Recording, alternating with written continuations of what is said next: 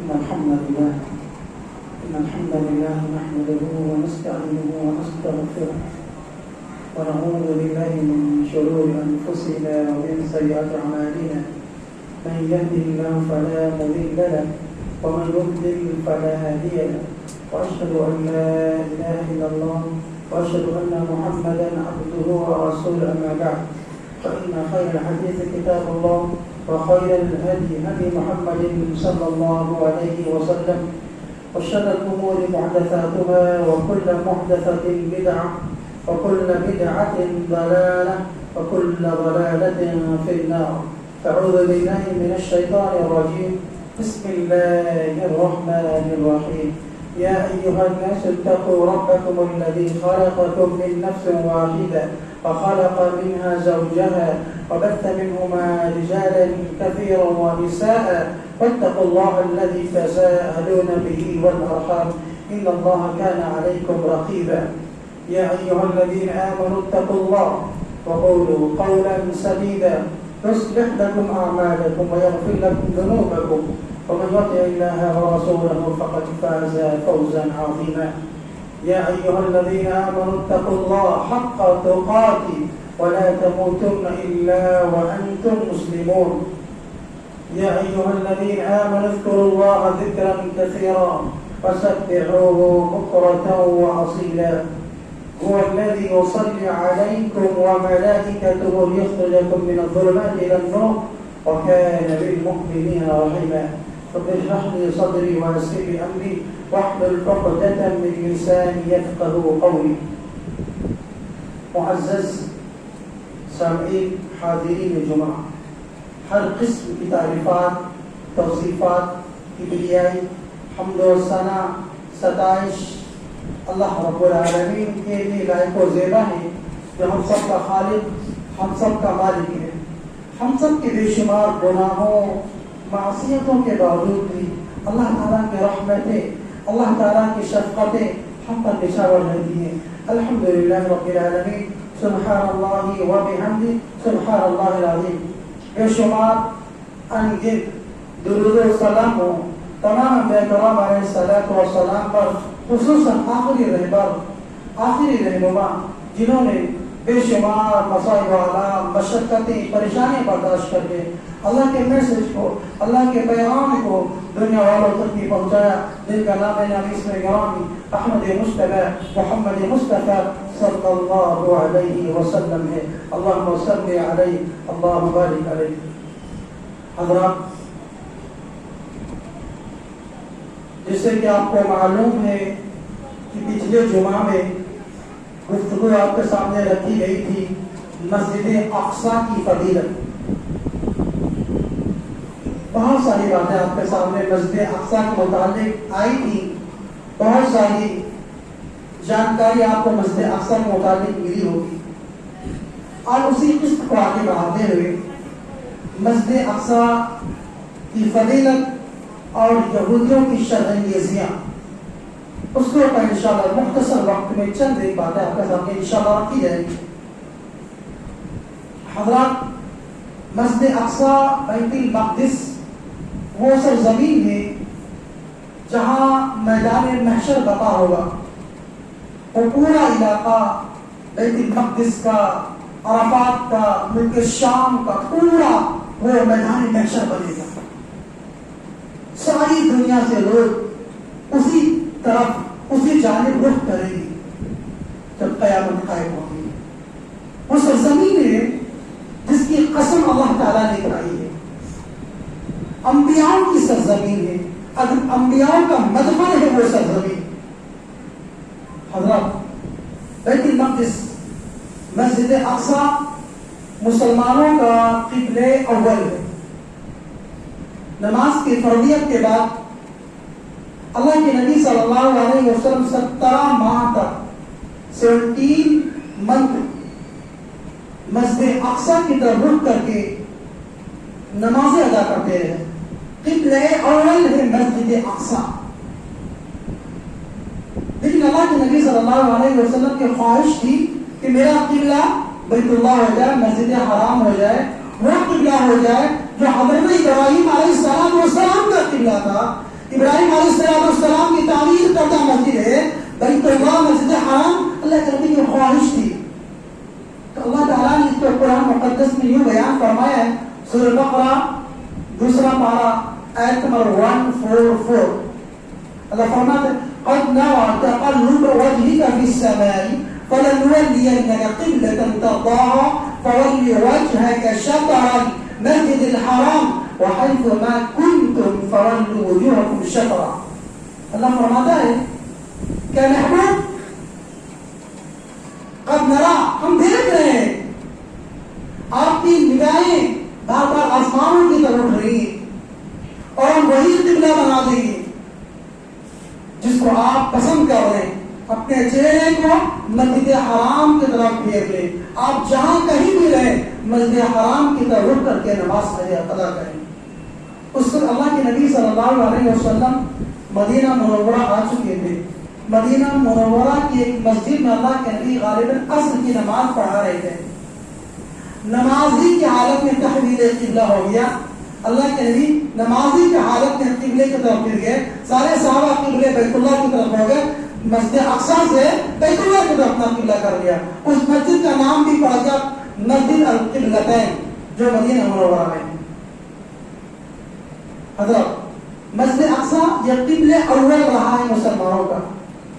اس اعتبار سے مسلمانوں کی عقیدت ہے مسجد اقصی سے، اس سرزمین سے ہم کو محبت ہے، ایمانی تعلق ہے، ایمانی رشتہ ہے میرا.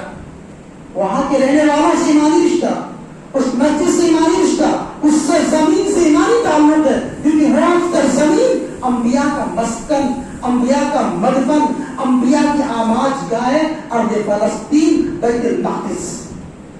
حضرت ایک بات اور قابل توجہ ہے، وہ بات یہ ہے بیت المقدس میں 2 عمارت زیادہ مشہور معروف ہیں. ایک عمارت ہے بیت المقدس کے القدس میں جسے قبۃ الصخرہ کہا جاتا ہے، جسے انگریزی زبان میں the dome of the rock کہتے ہیں. جو سنہرے رنگ کا گنبد ہے اس کو قبۃ الصخرہ کہا جاتا ہے. وہ مسجد اقصی نہیں، زیادہ اسی کو جو سنہرے رنگ کا گنبد ہے زیادہ اسی کو دکھایا جاتا ہے تاکہ یہ یہودی قوم لوگوں کو گمراہ کر سکے. یہ تو موجود ہے اور مسجد اقصی کی بنیادوں کو کمزور کر کے اور اس کو منہدم، اس کو ڈیمولش کرنے کی ناپاک سازش میں یہ ناپاک قوم کامیاب ہو جائے. قبۃ الصخرہ کے سامنے ایک عمارت ہے جسے مسجد الاقصی کہا جاتا ہے، جس کا ذکر اللہ تعالیٰ نے قرآن پاک میں کیا ہے. پچھلے جمعہ میں آپ نے سماعت کیا تھا اور آیتیں اور ساری چیزیں آپ کے سامنے رکھی گئی تھی. اس کا ذکر اللہ رب العالمین نے قرآن میں کیا ہے. مسجد اقصی اصل وہ عمارت ہے، وہ مسجد ہے جس میں یہ ناپاک غلیظ خبیث قوم اس کو منہدم کرنا چاہیے.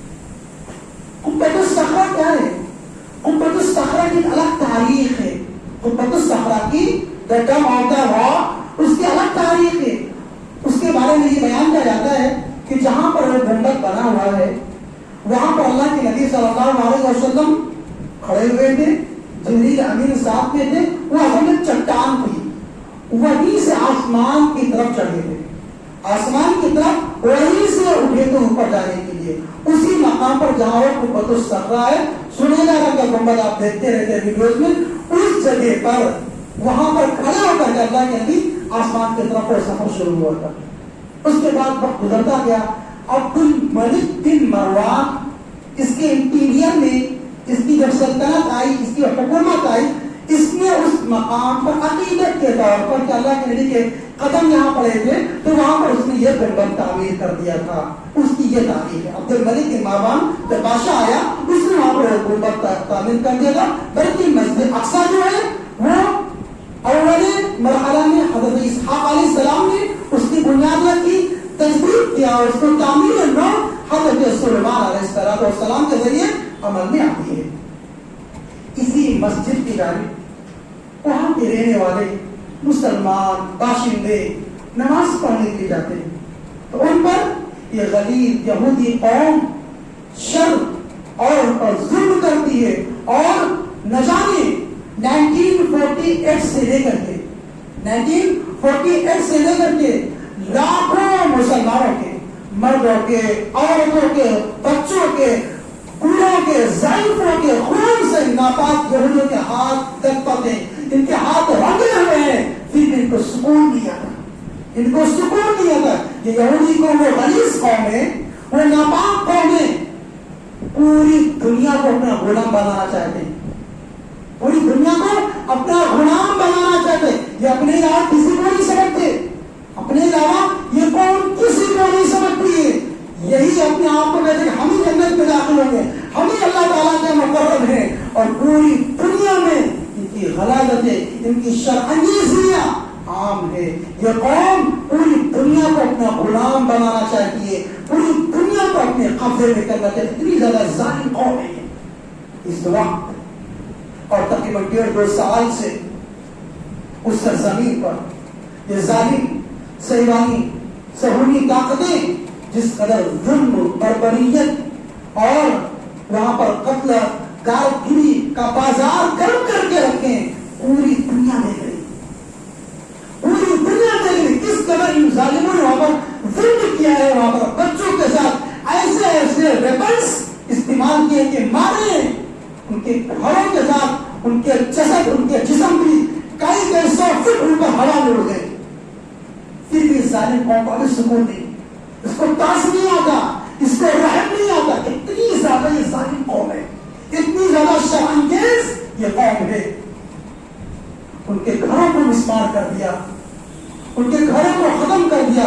حالت یہ ہے ان کی کہ وہ مندر پہ کھڑے ہو کر کے پکار رہے ہیں، کوئی اپنی ماں کو پکار رہا ہے، کوئی اپنے بچوں کو پکار رہا ہے، کسی کا آدھا جسم مندر کے باہر ہے، آدھا مندر کے اندر ہے، اور چیخ رہا، پکار رہا، چیخو پکار ہے، ساری دنیا دیکھ رہی، لیکن اندھی گونگی بہری بنی ہوئی۔ اقوام متحدہ کا نام آپ نے سنا ہوگا، اس لیے اس کو بنایا گیا تھا تاکہ امن قائم کریں گے، ہر جگہ جہاں پر ظلم ہوگا ظلم کو روکنے کے لیے کام کریں گے، کسی ناحق مظلوم کو قتل نہیں کرے، اس لیے اس کا انتظام کیا گیا تھا اور اس کو آرگنائز کیا گیا تھا، لیکن سب خاموش۔ کیوں؟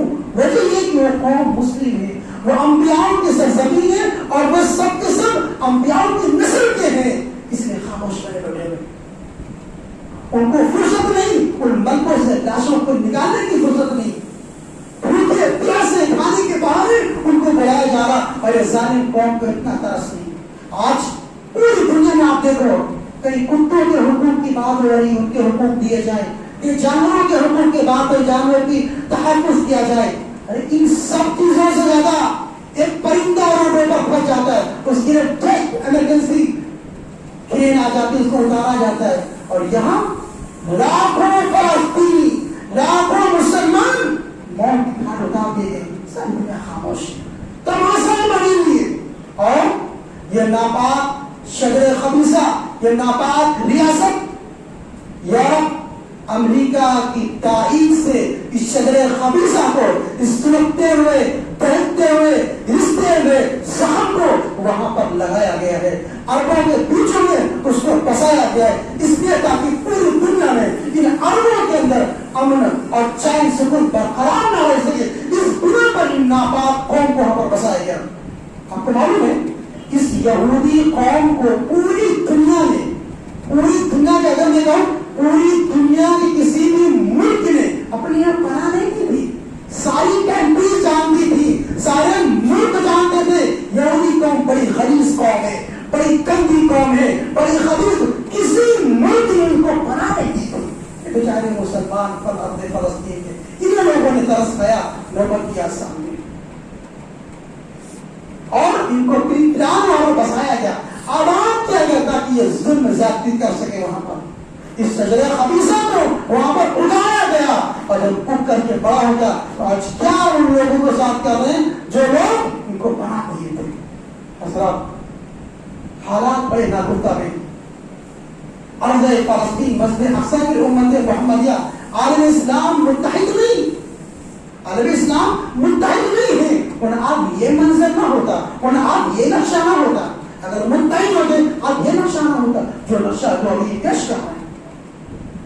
حضرات ہر ملک اپنا مفاد چاہتا ہے، اپنی معیشت مضبوط رہے، اپنے یہاں سب ٹھیک ٹھاک رہے، ہر ملک یہی چاہتا ہے، اپنا مفاد چاہتا ہے، اور بلکہ ان غلیظ قوموں سے مسافہ میں آ رہے ہیں، ان کا استقبال کر، ان کا ویلکم کر رہے ہیں، ان سے ملاقاتیں کر رہے ہیں.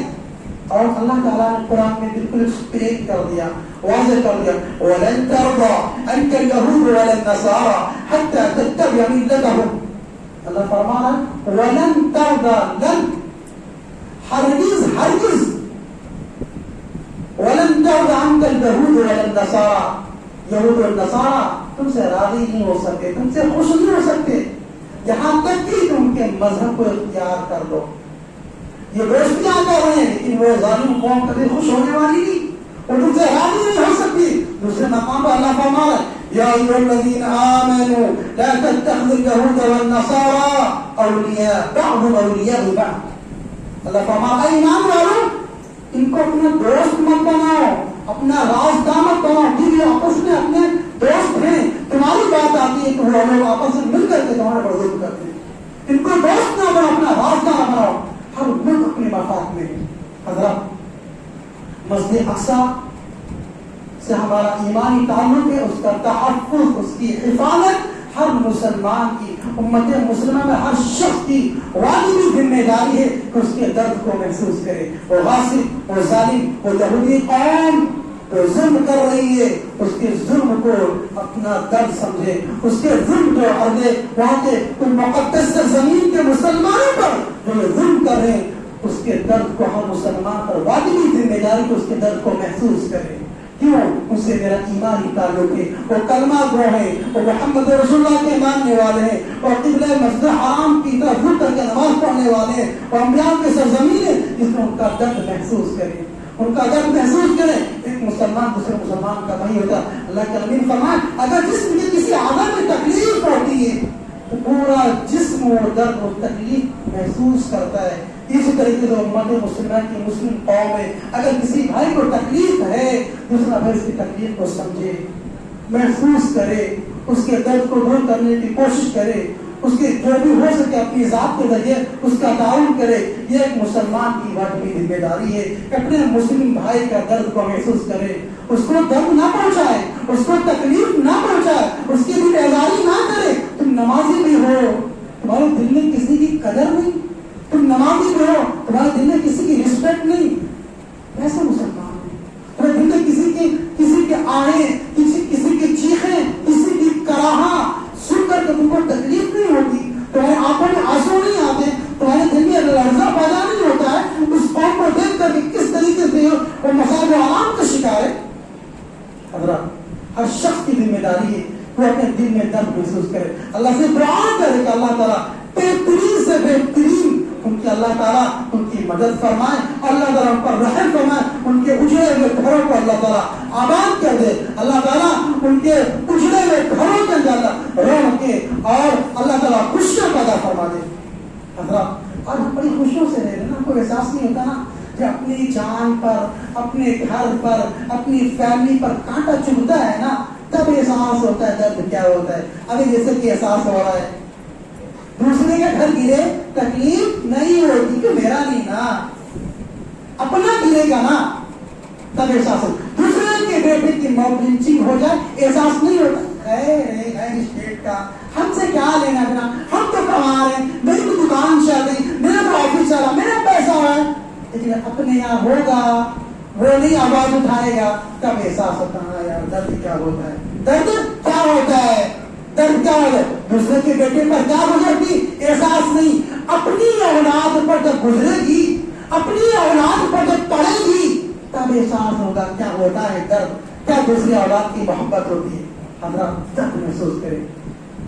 ارض فلسطین میں یہ ظالم غاصب یہودی ناپاک وہاں کی سرزمین، وہاں کے رہنے والوں کو تخت و تاج کرنے اور ذرہ برابر رحم نہیں آ رہا، ان کو ترس نہیں. پوری دنیا جو واقعتاً امن پسند ہے، واقعتاً جو انسانیت سے محبت کرنے، اسلام سے نہیں، مسلمان سے نہیں، انسانیت سے محبت کرنے والا، وہ مسلم بھائی ہو یا میرے غیر مسلم بھائی ہو، وہ سب کے سب آواز اٹھا رہے ہیں، پکار رہے کہ وہ غلط کر رہے ہیں، انسانیت کا نرسنہار کر رہے ہیں، وہ ظلم زیادتی کر رہے ہیں، لیکن وہ ظالم یہودی قوم کا درد پر ترس نہیں آتا، اس کے دل میں رحم نہیں آتا ہے۔ جو واقعی امن پسند ہے وہ آواز بلند کر رہے ہیں، آواز اٹھا رہے ہیں کہ ان کے ظلم کو روکا جائے، ان کو ظلم کو روکا جائے، بند کیا جائے، کیونکہ وہ یہودی و ظالم قوم ہے، پوری دنیا کو اپنا غلام بنا کے چھوڑے گی، اور اپنے علاوہ کسی کو نہیں سمجھتے۔ اپنی ان کی کتابوں میں نے پڑھا ہے، وہ اپنے علاوہ دنیا میں ساری دنیا کے لوگ اپنے پیروں تلے رونتے، صرف یہود اپنے آپ کو سب سے عظیم، سب سے گریٹسٹ سمجھتے ہیں۔ یعنی بات یہ نہ سمجھیں کہ ہم ان کے سپورٹ کر کے وہ میرے کچھ پڑھائیں گے، نہیں، تمہارا ان کا تو کوئی یہ جھول ہے ہی نہیں، دھرم بھی الگ، کھانے پینے بھی الگ، ساری چیزیں الگ، سپورٹ کر کے تمہیں کچھ ملنے والا نہیں، سپورٹ کر کے کچھ ملنے والا نہیں ہے۔ ظالم کو اپنے آپ کسی کو نہیں سمجھتی، وہ پوری دنیا پر اپنا شکنجا کسنا چاہتی ہے، اور کوئی ترس نہیں ہے، وہ کوئی ترس نہیں، وہاں کے مظلوم بچوں کو اٹھا کر کے قیدوں میں نہ جانے کیسی کیسی سزائیں ان ظالموں نے دی ہیں، مہینوں میں بھوکوں سے بچے مر گئے، ایسے ایسے حالات ان لوگوں نے بنا، ان کے اندر ترس، اور ترس آئے کہاں سے؟ ترس ان کے اندر آئے کہاں سے؟ رحم ان کے اندر آئے کہاں سے؟ جب اس قوم نے انبیاؤں کو قتل کر دیا، زکریا علیہ السلام کو ظالموں نے قتل کر دیا تھا، حضرت یحییٰ علیہ السلام کو قتل کرنے والے یہی ناپاک خبیث قوم یہودی ہے۔ یہی نہیں، اللہ کے نبی صلی اللہ علیہ وسلم کے جان کے پیاسے تھے، یہی یہودی قوم تھی۔ اللہ کے نبی صلی اللہ علیہ وسلم کو زہر دینے والی قوم یہی قوم تھی، اور اتنا خطرناک زہر تھا کہ ایک صحابی وہ لقمہ کھا گئے تھے، کھانا پیش کیا گیا تھا زہر ملا کے، اللہ کے نبی کی دعوت دی گئی، اللہ کے نبی کی ان یہودیوں نے ظالموں نے دعوت کی، اللہ کے نبی دعوت قبول کے کھانا کھانے کے زہر ملا ہوا، صحابی کھائے، ان کا انتخاب ہو گیا، اللہ کے نبی صلی اللہ علیہ وسلم کو اللہ تعالیٰ نے باخبر کیا۔ اللہ کے نبی کی جان کے پیاسے تھے یہ یہودی، اور دیکھیں انہی یہودیوں نے اللہ کے نبی صلی اللہ علیہ وسلم پر جادو کیا تھا، جادو اتنا خطرناک تھا، انسان کی جان چلی جاتی۔ اللہ کے نبی صلی اللہ علیہ وسلم پر افراد زیادہ مرتب نہیں ہوئے تھے، بس اللہ کے نبی بے چینی گھبراہٹ اللہ کے نبی صلی اللہ علیہ وسلم کو پیدا ہوئی، ان کے جادو کرنے والے جادو کر کے اللہ کے نبی کو مارنا چاہتے تھے لوگ، اللہ کے نبی کی جان کے پیاسے تھے۔ مدینہ منورہ جب اللہ کے نبی صلی اللہ علیہ وسلم آئے، تین یہودیوں کے بڑے قبیلے تھے، تین یہودیوں کے بڑے قبیلے تھے۔ پہلا قبیلہ بنو قریظہ، دوسرا قبیلہ بنو قینقاع، تیسرا قبیلہ بنو نذیر۔ ان تینوں قبیلوں نے مل کر کے مکہ کے مشرکوں سے ساز باز کی، سازشیں کی کہ تم آؤ اور اس سے لڑو، ہم تمہارا ساتھ دیں گے، اور محمد کو مدینے سے نکال دیں گے، محمد کو نعوذ باللہ مدینے سے نکال دیں گے، اور مدینے میں رہ کر کے اللہ کے نبی صلی اللہ علیہ وسلم کے اپوزٹ خلاف سازشیں کر دیتے، مکہ والوں کو للکار دیتے کہ آؤ تمہارے مکے سے مدینے میں پناہ کیے، اب لڑائی جنگ کرو، جنگ کو ابھارنے والی یہ قوم ہے۔ اور آج پوری دنیا میں جہاں قتل و غارت کری ہے، جہاں زیادہ گناہ معصیت کی چیزیں ہیں، فحش مواد ہیں، اس کے پیچھے ان ظالم یہودیوں کا ہاتھ ہے، ان ظالم یہودیوں کا ہاتھ ہے۔ پوری دنیا کے کسی ملک نے ان کو قبول نہیں کیا تھا۔ جرمن کا پرائم منسٹر لاکھوں یہودیوں کو موت کی گھاٹ اتار دیتا ہے۔ لوگوں نے پوچھا کیوں یہودی قوم کو تم قتل کر رہے ہو، آخر کیا وجہ ہے؟ اس نے معلوم کیا کہا، چند لوگوں کو چھوڑ دوں گا جن کی نسل سے تم اندازہ لگا لو گے میں نے ان کو قتل کیا تھا۔ آج فحش مواد، فحش چیزیں، فحش ویب سائٹ جو موبائلوں میں، انٹرنیٹ پہ، کمپیوٹروں میں، سب کے پیچھے ان غلیظ ناپاک یہودیوں کے ہاتھ ہے۔ اس کے پیچھے یہودی بیٹھا، وہ وہاں کا پرائم منسٹر کہتا تھا، جرمن کا پرائم منسٹر کہا کرتا تھا کہ جب میں کسی سازش کا سراغ لگانا چاہتا ہوں تو جب اس کے اختتام پر پہنچتا ہوں، اس کے اینڈ پر پہنچتا ہوں، تو میں دیکھتا ہوں اس کے آخر میں، اس کی تہ میں ہم ایک یہودی بیٹھا ملتا ہے۔ اتنی ظالم قوم، کسی قوم نے، کسی ملک نے ان کو بنایا نہیں، کسی ملک نے ان کو نہیں بنایا۔ مدینہ میں رہ کر کے یہ تینوں قبیلے اللہ کے نبی صلی اللہ علیہ وسلم کے خلاف جنگ ابھارتے تھے، اور آج پوری دنیا میں جہاں قتل و غارت کری، آتنکواد دہشت گرد پھیل رہا ہے، اسی ظالم قوم کی وجہ سے، انہیں لوگوں کی وجہ سے پوری دنیا میں بدامنی پھیلی ہوئی ہے. اور الحمدللہ جو عرب غیر کو پوچھے کتنا امن و امان ہے، کتنا سکون ہے، لیکن یہ ساری منافقوں طاقتیں، منافقین سے والی طاقتیں، ان عربوں کی خوشحالی، مملکت توحید کی خوشحالی ان سے دیکھی نہیں جاتی. یہ چاہ رہے وہی ہو جائے جو سیریا میں ہوا، یہ چاہ رہے وہی ہو جائے جو لبنان میں ہوا، یہ چاہ رہے وہی ہو جائے جو ابھی فلسطین کے میں کھنڈار عمارتیں ہیں، مسجدیں محفوظ نہیں، اسکول کالج محفوظ. یہی منافقین سہیوالی طاقتیں چاہ رہی یہی مملکت توحید، مملکت عرب، سرزمین عرب میں ہو جائے. ذہن کی ناپاک سے مدینے میں رہ کر کے ایک قبیلہ بنو نذیر ہے، قبیلہ بنو نذیر اللہ کے نبی صلی اللہ علیہ وسلم کو بلاتا ہے گفتگو بات چیت کرنے کے لیے، میٹنگ کرنے کے لیے. اللہ کے نبی صلی اللہ علیہ وسلم جہاں بیٹھے ہوئے ہیں، جہاں بٹھایا گیا اللہ کے نبی کو ایک پہاڑ کے نیچے اور اوپر سے یہودیوں کو بھیج دے گا کہ ہم لوگ دور بیٹھیں گے اور محمد کو اوپر سے چٹان پھینک دے گا. بلا کر کے اللہ کے نبی کی جان کو لیا جا رہا ہے. اللہ کے نبی صلی اللہ علیہ وسلم کی موت کی تمنا یہ لوگ کرتے تھے، یہودی لوگ. اتنی ناپاک غلیظ قوم ہے. اور میں آپ کو بتاؤں یہ یہودی قوم دنیا کی سب سے بزدل ڈرپوک قوم ہے، دنیا کی سب سے بزدل ڈرپوک قوم ہے یہودی قوم. موسیٰ علیہ السلام اس قوم کو جب مصر سے لے کر کے بیت المقدس گئے اور کہا یا قوم ادخلوا الارض المقدسۃ التي كتب اللہ لكم، اے میری قوم کو لوگوں اس مقدس سرزمین میں داخل ہو جاؤ، اللہ تعالیٰ تمہارے لیے فتح کو لکھ دیا ہے. ان لوگوں نے معلوم کیا کہا تھا؟ قالوا يا موسى إن فيها قوما جبارين وإنا لن ندخلها حتى يخرجوا منها فإن يخرجوا منها فإنا داخلون. اے موسیٰ وہاں پر بڑی زور آور قوم رہتی ہے، طاقتور لوگ رہتے ہیں، ہم داخل نہیں ہوں گے، ہم داخل نہیں ہوں گے. اگلے آیت میں کیا ہے؟ قالوا يا موسى إنا لن ندخلها أبدا ما داموا فيها فاذهب أنت وربك فقاتلا إنا هاهنا قاعدون. ان لوگوں نے کہا موسیٰ ہم داخل کبھی بھی نہیں ہوں گے، ہم یہاں بیٹھے ہیں، تم جاؤ، تمہارا رب جائے اس عمالقہ قوم سے لڑے اور جب وہ وہاں پہ چلے جائیں گے تب ہم داخل ہو جائیں گے. اتنی بزدل ڈرپوک قوم ہے یہ قوم، بہت بزدل. اس قوم نے اللہ تعالیٰ کی شان کی گستاخیاں کی، اس قوم نے پیغمبر موسیٰ علیہ السلام کی شان میں گستاخیاں کی. اور میں آپ کو بتاؤں یہ قوم زندگی بہت چاہتی ہے، یہ قوم مرنا نہیں چاہتی. اس قوم کو زندگی سے بڑی محبت، ایک موت ہوتی ہے اتنا باغیلا، اتنا چیخ و پکار ہوتا جس کی کوئی حد نہیں. اللہ کے نبی کے پاس ایک وقت آتا ہے اور کہتا ہے اے محمد ہم چند سوالات کریں گے آپ سے، اگر آپ جواب دے دیں گے تو ہم آپ پر ایمان لے آئیں گے. اللہ کے نبی بولا ٹھیک ہے سوال کرو. سوال کہ اللہ کے نبی نے پورے سارے کریکٹ صحیح سے جواب دیے. تو لوگوں نے بولا آپ کے پاس کون وحی لے کر کے آتا؟ آسمان سے اللہ کے پاس سے کون آتا ہے؟ اللہ کے نبی نے جبریل آتا ہے. بولا جبریل تو میں مانتا ہی نہیں، جبریل تو میں مانتا ہی نہیں، تو میرے دشمن ہے، وہ تو قرآن میں میرے خلاف آیتیں نازل کرتے ہیں، وہ میرے دشمن ہے، ہم آپ پر ایمان نہیں لا سکتے. اور ہماری تو ویسے بھی جنت ہے، کیا بول رہے ہیں؟ ہمارے لیے تو ویسے ہی جنت ہے، ہمارے آخرت اللہ ہم سے خوش ہے.